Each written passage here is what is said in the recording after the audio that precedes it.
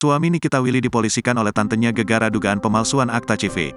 Berita seleb terkini suami Nikita Willy, Indra Priawan dilaporkan ke polisi oleh sang tante, Mintarsi gegara dugaan pemalsuan akta CV.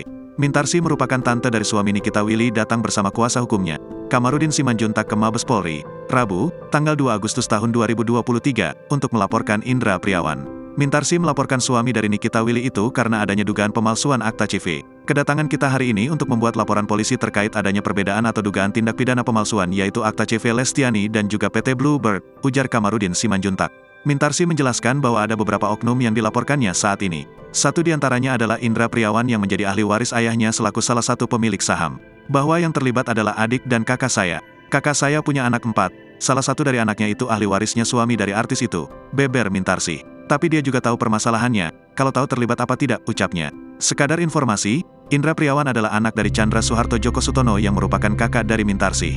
Masalah ini sudah bergulir sejak beberapa waktu lalu, dan Mintarsi sudah melayangkan somasi beberapa kali.